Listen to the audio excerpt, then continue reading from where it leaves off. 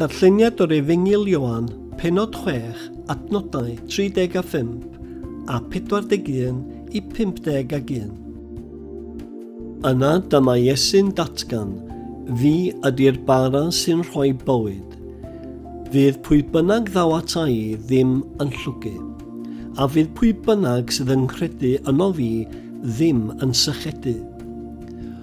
Ond dechreuodd yr arweinwyr I ddiwig gwyno amdano am I fod yn dweud fi ydy'r bara ddaeth I lawr o'r nefoedd.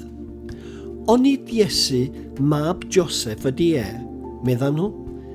Di ni'n nabod I dad a'i fam. Sut mae'n gallu dweud dwi wedi dod I lawr o'r nefoedd? Stopiwch gwyno ymhlith eich gilydd, medda Iesu. Dydy bobl ddim yn gallu dod ata I heb fod y tad anfonodd fi yn ei tynnu nhw. A byddai'n dod â nhw yn ôl yn fyw ar y dydd olaf.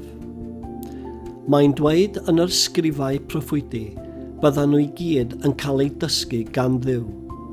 Mae pawb sy'n gwrando ar y tad ac yn dysgu ganddo yn dod ata I.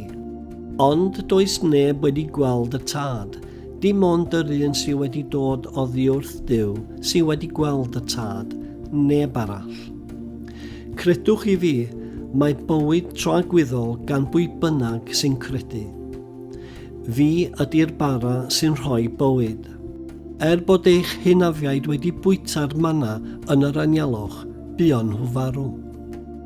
Ond mae'r bara sy'n dod I lawr o'r nefoedd yn cael ei fwyta gan bobl a fydden nhw ddim yn marw.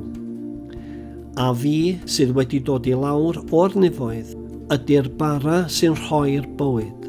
Os ydy unrhyw un yn bwyta'r bara hwn, bydd yn byw am byth. A'r bara dwi yn ei roi ydy fy nghnawd I, mwyn i'r byd gael byw.